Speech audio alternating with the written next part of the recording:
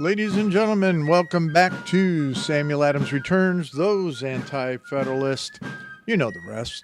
This is Tom the Vulture, your host, and we have an exceeding amount of information to carry through today. And we will begin with what we heard over this past week, is that about how controlling the oligarchs are.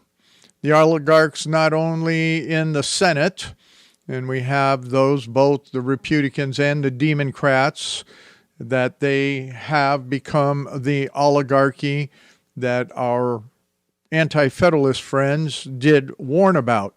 But then we have the oligarchs in business who are taking and coming up with every mechanism to control everything for their financial benefit. And they are in direct relationship, better known as collusion, with the federal government. So when we are talking today about political psychology, we are talking about it in its most modern context. That modern context is, as you'll find out shortly, is that it is a godless context. So there's not a lot that I can offer on the Tucker Carlson leaving Fox, being fired from Fox News, whatever that is. There's a lot that's out there. You can see, listen to all the different pundits that have had their ideas. But let's just zero it down to political psychology. And in this conversation, there's a book that I'm reading from a good friend of mine, or two friends of mine, that I will bring to you in the second segment. And we will eventually have both of them on independent of each other. We've got a lot of scheduling things that are happening, so have not been able to have either John Trudell or Major General Paul Vallely on, just because of how our schedules are bouncing around and some of the things, especially that the general is doing with the release of another book and all that is being promoted in that regard. But in that vein, that is a key conversation, is the political psychology of the day.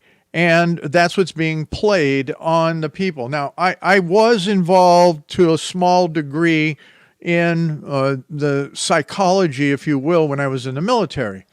A lot of it had to do with what it was going on in the whole drug and alcohol environment during that period, as well as some of the other very interesting elements of psychological activities that occur in the military.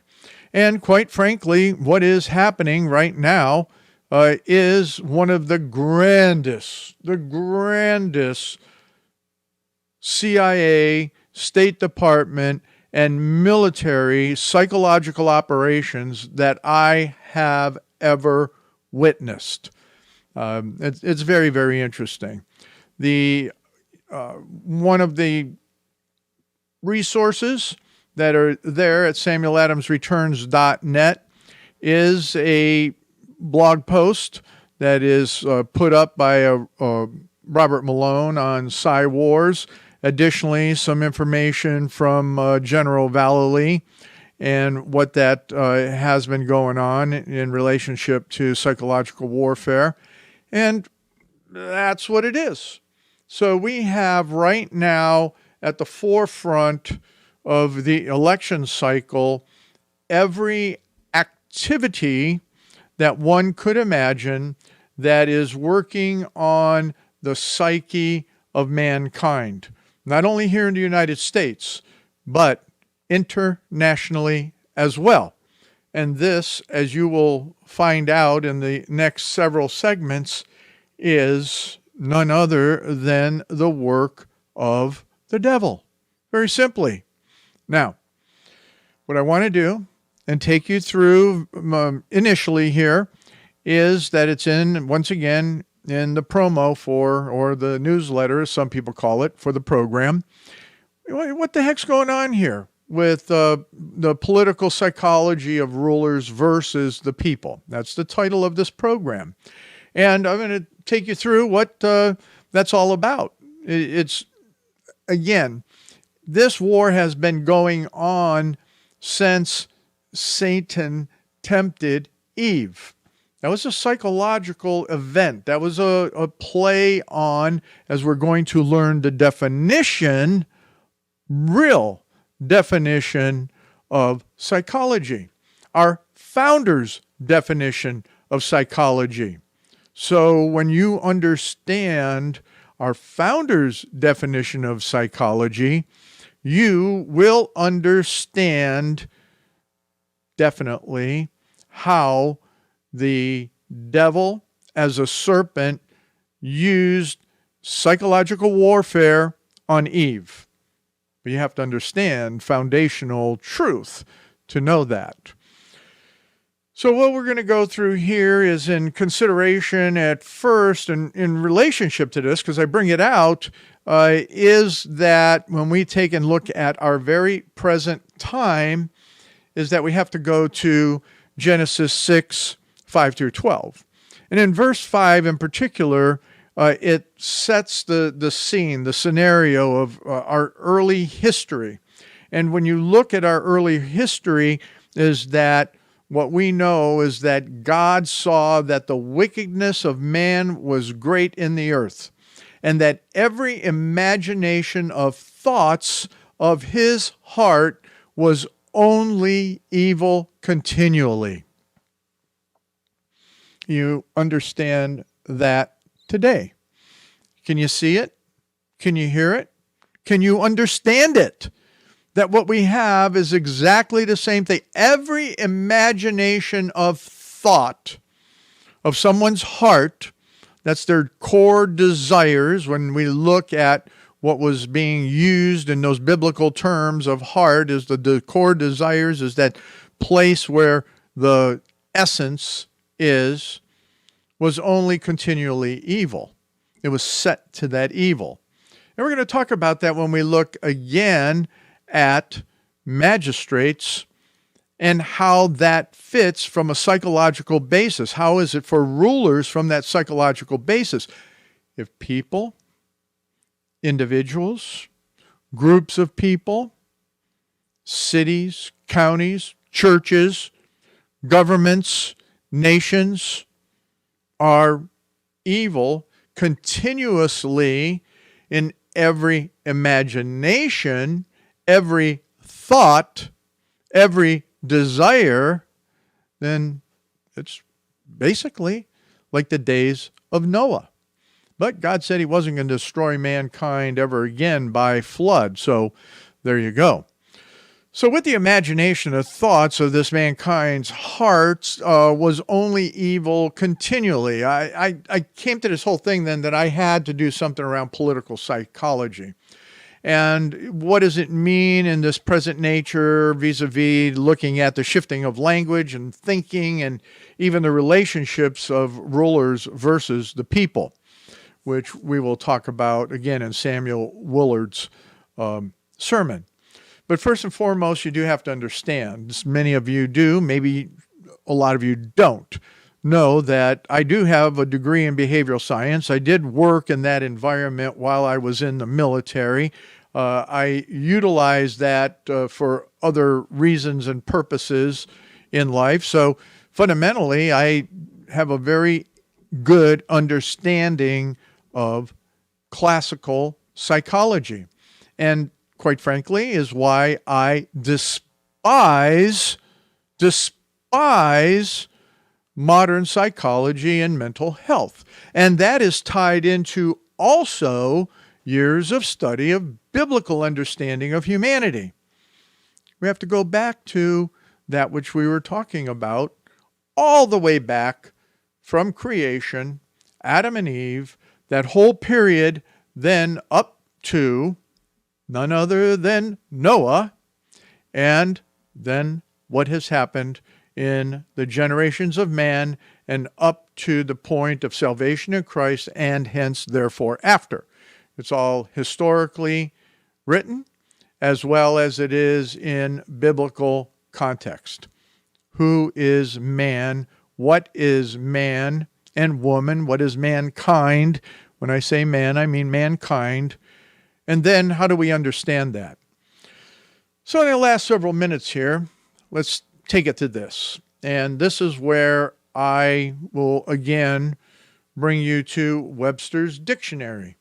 And not the modern version, but the 1828 version, which defines psychology as this. Psychology being a noun. And it means soul and discourse. So here it is. Here's the basics of it.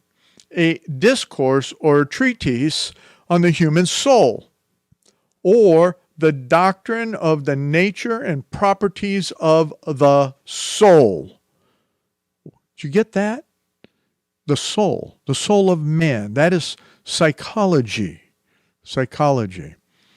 Now, when we have to define the human soul, once again, I will reference, so that it's modern for you to some extent, is Webster's 1828 dictionary.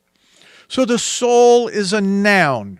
And the first and primary definition of the soul is the spiritual, rational, and immortal substance in man, meaning mankind, which distinguishes him from brutes, the part of man which enables him to think and reason, and which renders him a subject of moral government.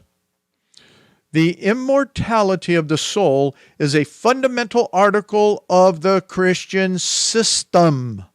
Such is the nature of the human soul that it must have a God, an object of supreme affection. So what does that mean for those that we call soulless? Well, they're godless. What does that mean for much of humanity in our present time? Well, they have no desire to understand what the soul really is.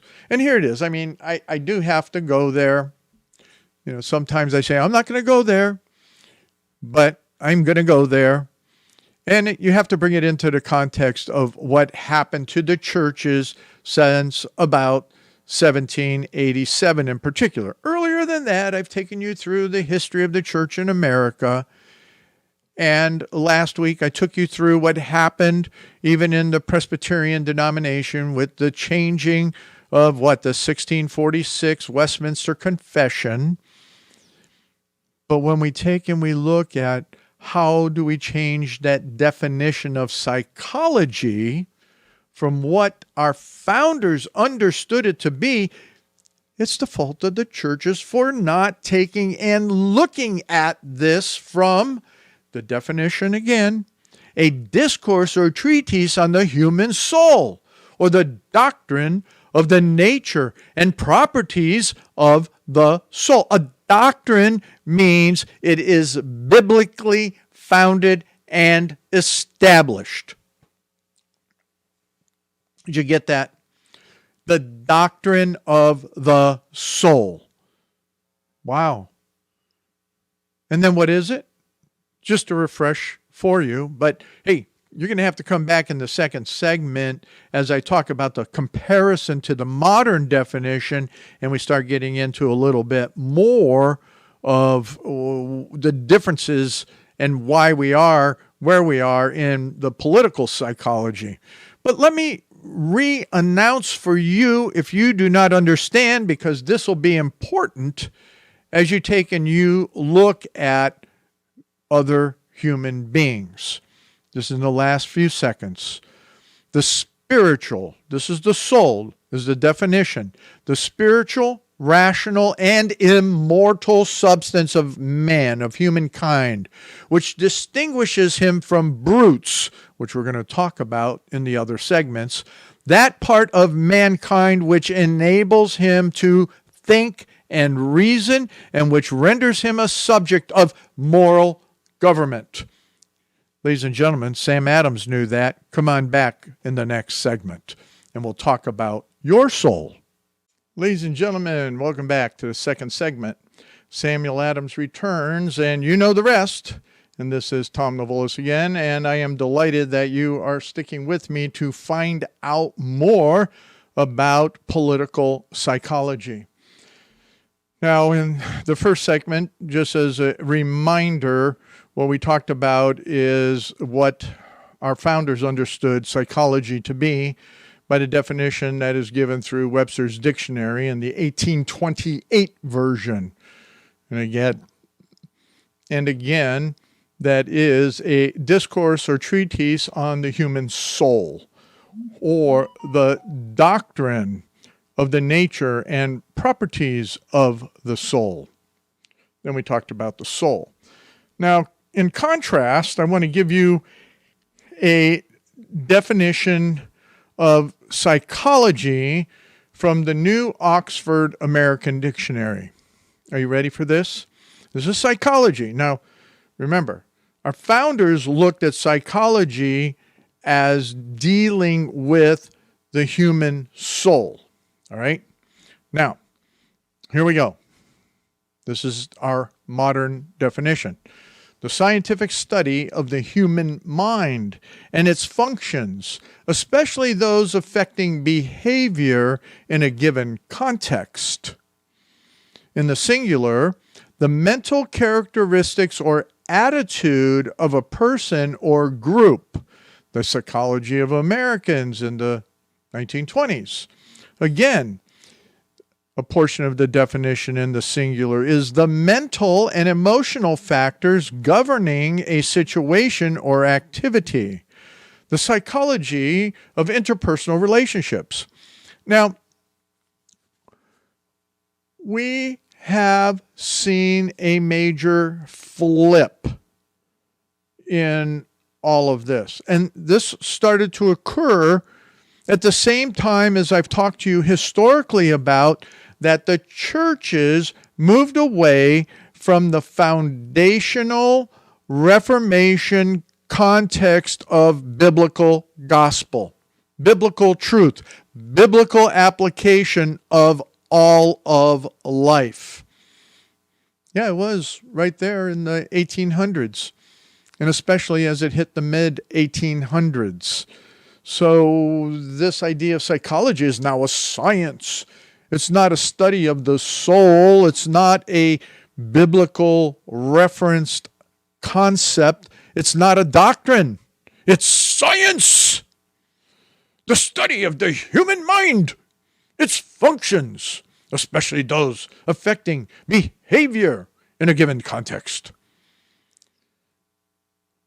Now, you just took and you turned the human into a brute, into something that can be experimented on, which if you go back to our foundational definition, is that when we look at what the soul is, it distinguishes its spiritual, rational, and immortal substance of mankind, of humans, which distinguishes them from brutes. It enables us to think and reason and to render him a subject of a moral government. That means to start out with self-governance. But now, oh no, it's all science. Science. Science will fix it. Science will do this.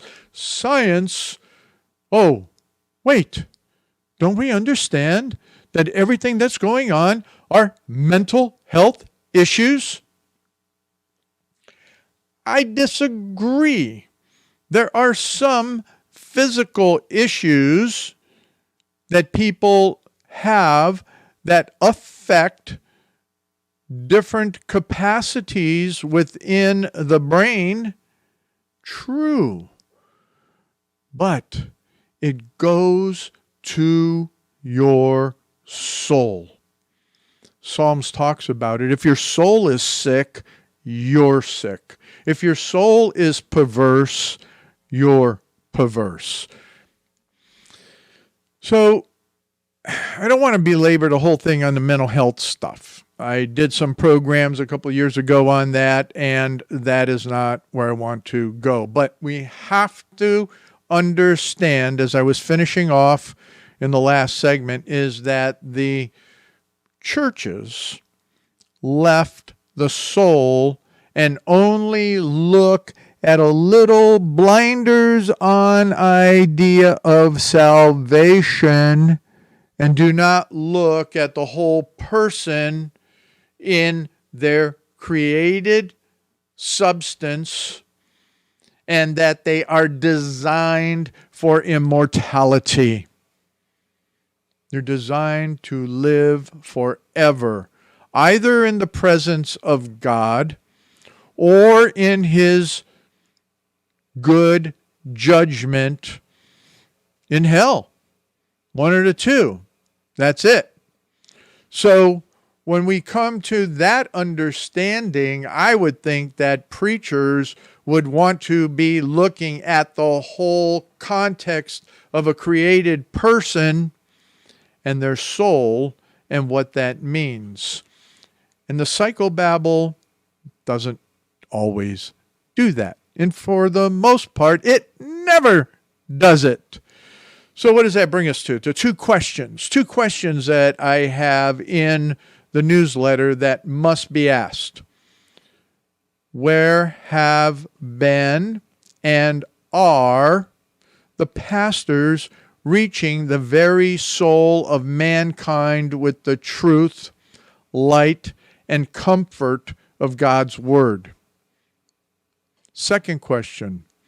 Why have so-called biblical churches abandoned people so that the character of a good ruler is not foundational in God's word and law? People have been abandoned. When the soul's abandoned, so therefore you may have church-going rulers, elected persons, bureaucrats, officers of the court, police officers, and so on. But where is their soul? Who watches over their soul and calls them to accountability? Well, let's go and look at this now in the greater context of political psychology. And in the third segment, we'll talk a little bit more about that, as well as how it is in contrast and against the people. Political psychology of the modern times is another pseudoscience. And when I started digging into this, I went, oh my good grief. This is the insanities of our present time. And I will take you into the third segment, into the little you can get it as an ebook. It's called Mindless War 2 by Major General Paul Vallely and then John Trudell. And we'll get into that and talking about military psyops. And they actually are, I didn't realize it until I read the book, going through and talking about a lot of the same concepts that we're bringing to you here today. Now, the definitions for the political psychology, it comes from the International Society of Political Psychology. Believe it or not, there's an international society. Yes, you would believe that. So here's what it says. Political psychology is an interdisciplinary academic field dedicated to understanding politics, politicians, and political behavior from a psychological perspective, and psychological processes using socio-political perspectives. The relationship between politics and psychology is considered bidirectional, with psychology being used as a lens for understanding politics and politics being used as a lens for understanding psychology. As an interdisciplinary field, political psychology borrows from a wide range of disciplines, including anthropology, economics, history, international relations, journalism, media, philosophy, political science, psychology, and sociology. Now, I did grab that definition through its links at Wikipedia, but it comes from this international organization on political psychology. It's a cornucopia of entities, ideas in this international organization. In other words, it's a mush. It's a mixed match of humanistic pseudoscience that started in France around 1860. It had numerous educators involved, and they were attempting to understand the relationship of humans in a larger context of mankind. And what does that mean in those geopolitical environments? So let me sum it up for you. And we still have a number of minutes, so I think I'll jump over to a little interesting information on PSYOPs. But let me sum this up for you here. Is that the development of political psychology, and this is my summation, all right, is a search for how and why people interact with one another across any group of peoples with humanistic, Darwinian, non-God ideologies to ultimately rule and regulate a society, as well as how intersocietal and or cross-national peoples relate. And then it's designed to control. That's ultimately what it is. And I will talk about that from the perspective of what are psychological operations. And the entities that influence psychological operations are those in the United States in particular, from the Central Intelligence Agency, the State Department, and I mentioned these in the first segment. It is the State Department, it is also Department of Defense, and as we're seeing now, it is in none other than the Department of Justice. Now, psychological operations, the general puts this together real well. I didn't realize this until this last break. I went up, and as I grabbed the book, I went and was flipping through it because I haven't read the whole book. And as I was going through it, PSYOPs are none other than military psychological operations. They're used both strategically and tactically and are conducted through those processes that influence the feelings, motives, and objective reasoning of audiences, as well as the behavior of governments, organizations, groups, and individuals. These operations involve the dissemination of selected information and indicators to audiences. Wow. In the United States, psychological operations are conducted with the goal of inducing or reinforcing behaviors that are thought to be beneficial to U.S. interests.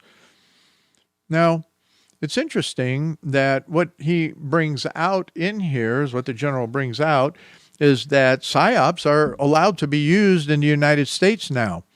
They actually are an arm of the media. So everything we're seeing in the Twitter files is all based on both the State Department, Department of Defense, the CIA, FBI, all the various three-lettered agencies as well, utilizing none other than psychological operations. They do this in defense support of civil authorities. They're allowed to do that. The military public affairs activities, military civil authority information support activities, public information actions, and access for the news media to the defense support civil authorities. Now we're going to pick this up a little bit in the next segment, but these last 30 seconds, since October 2018, it has been possible for the Department of Homeland Security to instruct PSYOP soldiers to be deployed domestically for CAIS, which is defense, or rather, which is the Civil Authority Information Support. So guess what? The Department of Homeland Security is operating psyops in the United States since 2018. Isn't that amazing? Sam Adams wouldn't allow that. Come on back for the third segment. Ladies and gentlemen, welcome back. And let's rock and roll right into it. This is Tom Navolis, your host. And as we finished out the last segment talking about psychological operations and what General Vallely and John Trudell write in their little ebook that is finishing up in the Mindless Wars from their book on prisms and so forth, it's a fact, documented fact, that the Department of Homeland Security since 2018 can use PSYOP soldiers to be deployed domestically. And they could be deployed for, they're saying that it's the civil authority information support that they interact with. And this is to take and only are supposed to broadcast and disseminate publicly available material. During times of domestic emergency, PSYOP troops, when permitted to use this capacity or are used in this capacity, make use of their capabilities in the areas of media development, production, and distribution to send information to general public as well as other vital information. So there's more there, and it's very interesting. We can go through the whole essence of it, but the what we have going on is what we're seeing. And as I opened, I'm not going to get into a lot of the Tucker Carlson ideas because I frankly don't know enough. There's other people that know more or are finding it out. But the reality is that everything that we have had going on has been a psychological operation. And it's a political psychology that has been used here in the United States and even globally. We're going to talk Ukraine. The biggest psyop that happened here was and continues to be is COVID. And the whole idea that goes back, and as it's related in other texts, goes back prior to what? Korea, even. Prior to World War II. Into and before World War I. Fear. Fear. Now, something that was brought out by General Vallely, which is very significant, and John brings it out too, is that you think about World War II, and if you really understand, there was a speech that was given by Franklin Roosevelt that said that one of our virtues would be not to be afraid. And then what we saw is that America, after the attack of Pearl Harbor, went into full action because they weren't afraid. But now we have such a society of fear, and the media are key components of that fear and continuing it going. And as Tucker Carlson proved over and over and over again, all of the talking heads in all of the leftist media say the same stuff. Say the same stuff over and over and over again. Almost the exact same words, if not the same words. And they're doing that to instill fear and to segment our society. We have a number of other issues going on that are in relationship to the political psychology that's happening right now. As I talked to you a few weeks ago about the religion of transgenderism, the national religion is humanism with all its little denominations of environmentalism, LGBTQ, and trans, and all of these other little pieces and parts that are all atheistic, don't believe in God, and that takes us all the way back to what I was talking about in the first and second segments in the definitions of psychology from our founder's perspective, and that, guess what? If you don't have a soul, you're a brute. And we're going to talk about it here in just a minute, but I want you to understand, and I want you to go to the references there just real quick, I'm going to take you to a couple here, is that what that definition of psychology is. If we go to the International Society of Political Psychology, what they're about is all a field of inquiry concerned with exploring the relationship between political and psychological processes. Members include psychologists, political scientists, psychiatrists, historians, sociologists, economics or economists, anthropologists, as well as journalists, government officials, and others. The society is international with members from all regions of the world.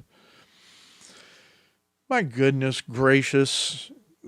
Simply, here's the simple closed note, and we're going to get to the root of it right now, is that you want to understand political society, you need to understand the sinful nature of mankind that needs a Redeemer, Jesus, and needs to bow their knee before the living God.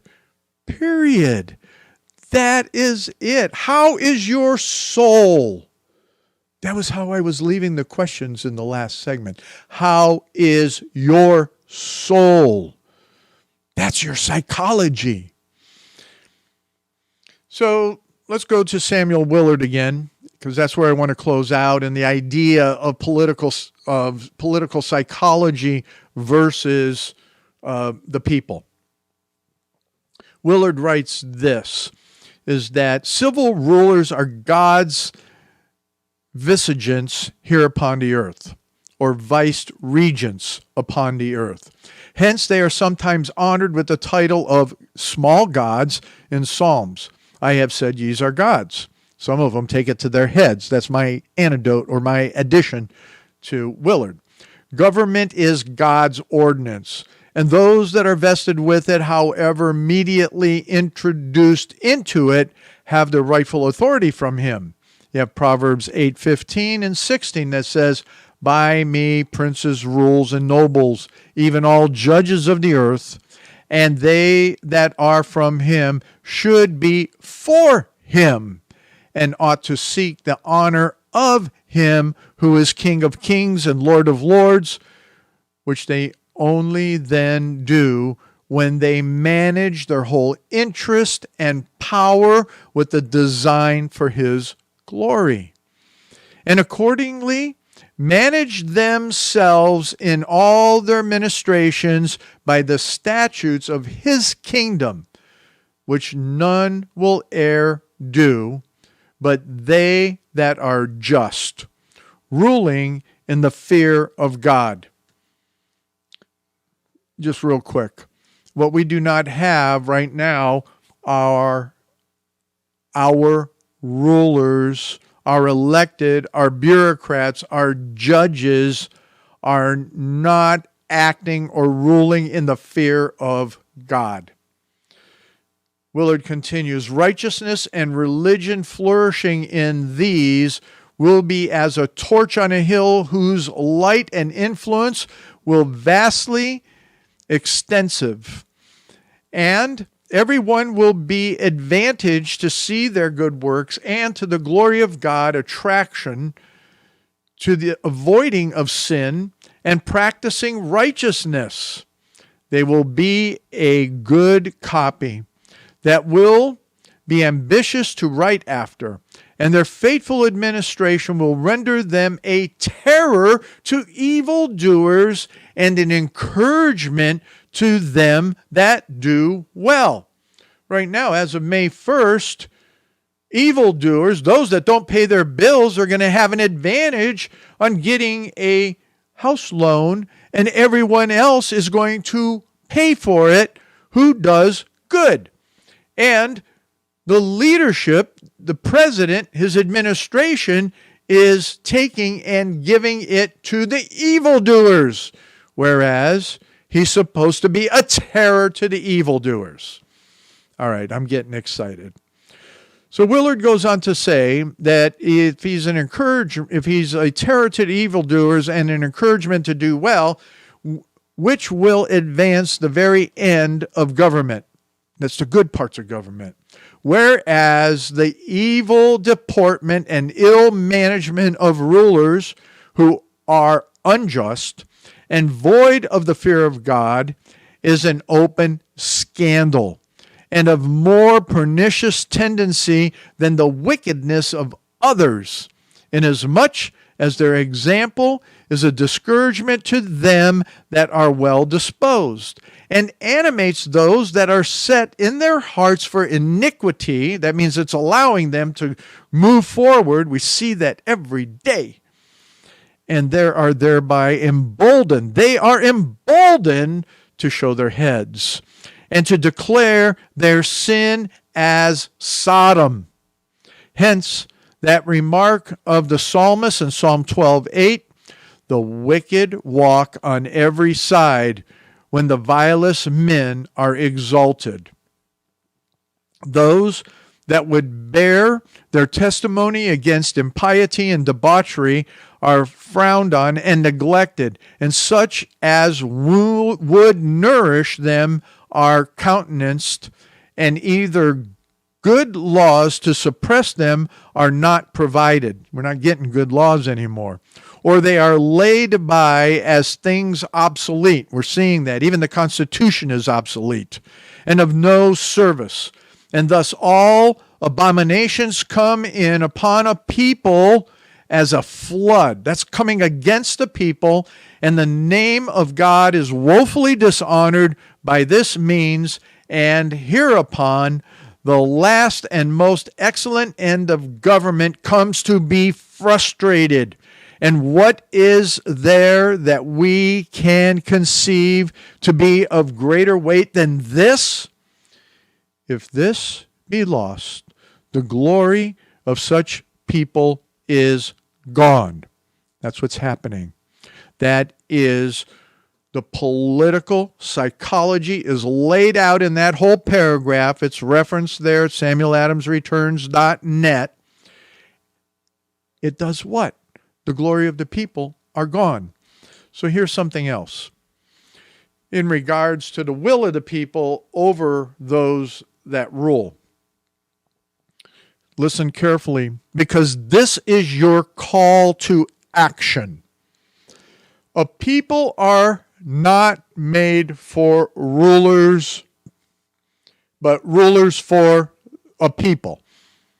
It is indeed an honor which God puts upon some above others when he takes them from among the people and sets them up to rule over them, but it is for the people's sake, and the civil felicity of them is the next end of civil policy. And the happiness of the rulers is bound up with theirs in it. I have to challenge you here, and we have to stop because we only have a minute left. So if you want to here's something here, that the benefit of government is expressed in 1 Timothy 2:2.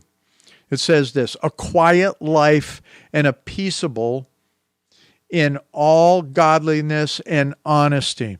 That's how we're supposed to live. That's how rulers are supposed to act. What is they're supposed to bring us in all honesty, godliness, and honesty. We don't have honesty. You know, that's why Fox got rid of Tucker Carlson in my thought process, is that he was too honest.